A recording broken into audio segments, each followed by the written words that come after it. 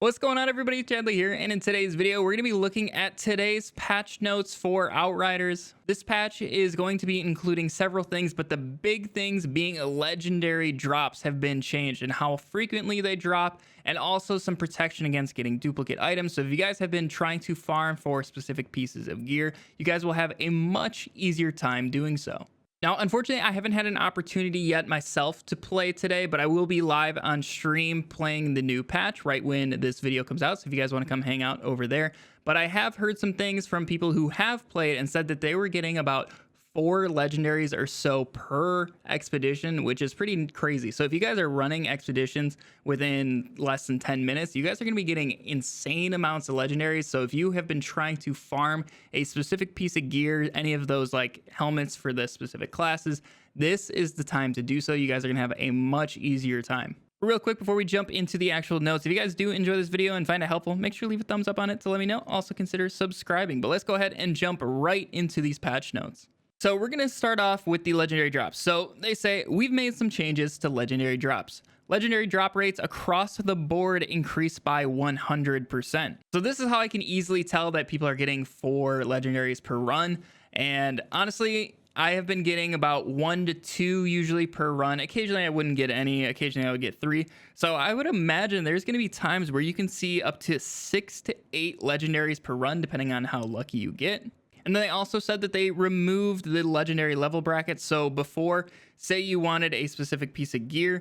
Now, some of these specific pieces of gear could only drop on like CT 13 plus or so. So if you guys were trying to farm it from like the hunt missions or anything like that, you were never able to get them. So now, as you guys are maybe running through your challenge tiers, you may have a chance to say get like an Akari chest piece on like CT 4. So that is an awesome change, and it's really good to see that you can actually start to get these pieces of gear as you're moving up through the challenge tiers. I think this is going to make everybody's time a lot easier and also allow people to play at whatever expedition they feel like playing at. So then another huge change in terms of legendary drops is that they added an anti-duplication system. They say that this system will mean that if a character has an item in their inventory or stash and a duplicate item is rolled, the dropped item will be re-rolled once. So what this means to me is, say you guys have a death shield in your inventory or your stash, and an expedition was going to drop a death shield for you. What this is going to do is actually re-roll that legendary again,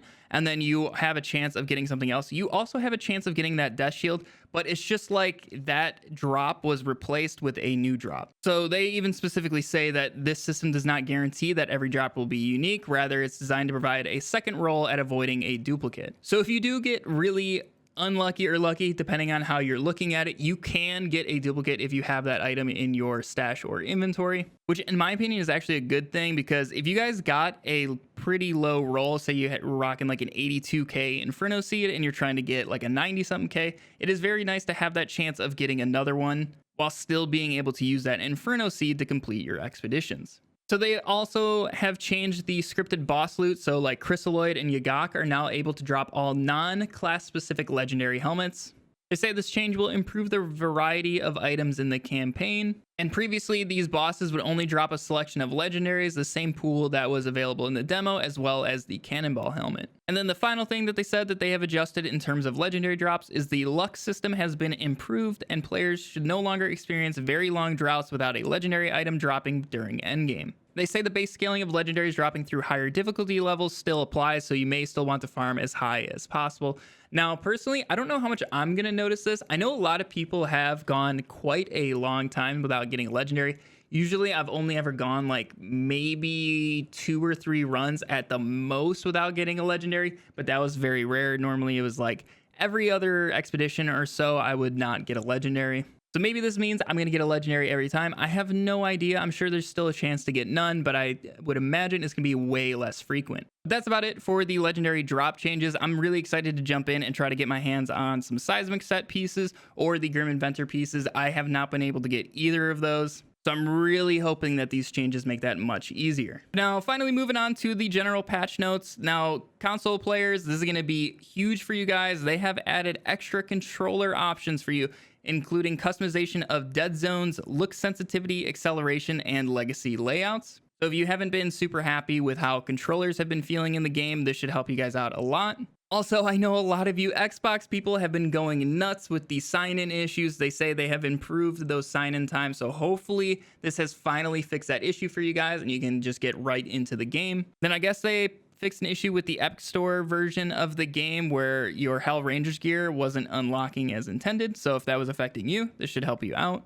Now, they say they have made improvements to multiplayer connectivity. I have no idea how that's actually going to be turning out. I will be playing with people tonight on stream, so we're going to see exactly how that is feeling. And then a huge change for me, and you guys will know my pain if you have ever tried to farm the Hell's Rangers assault rifle, and that is now the Hell's Rangers DLC items can now be scrapped, which is huge. Before, you had to just move them to like a new character and then delete the whole character. It was such a pain just to remove an item from your inventory, but now that has been fixed, so that is a very, very big change. And finally, my OCD is not going to be going insane. They fixed that bug that was introduced a couple patches ago where all of your inventory items are marked as new, so that should be gone. They fixed a bug that prevented players from running if they were stunned while using the Trickster's Cyclone skill. They've also fixed a bug that allowed for a combination of two closely timed attacks to result in a visual one-hit kill on players from alphas or behemoths.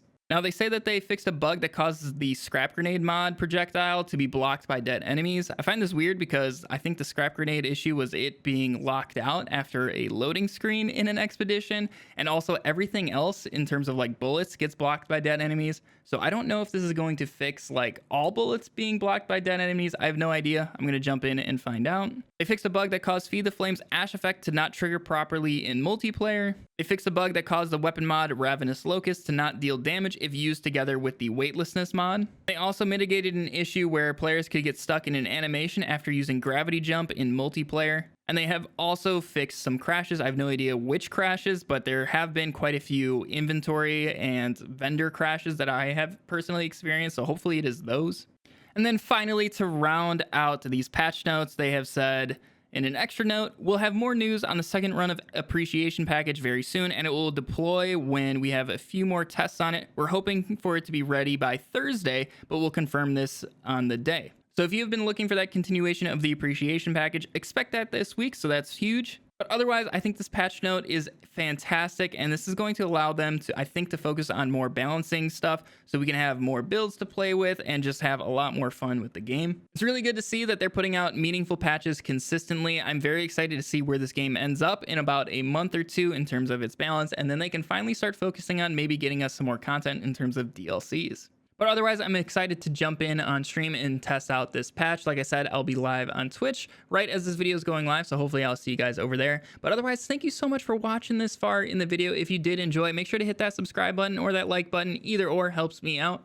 But otherwise, I hope you all have a fantastic day, and I'll catch you in the next video. See ya.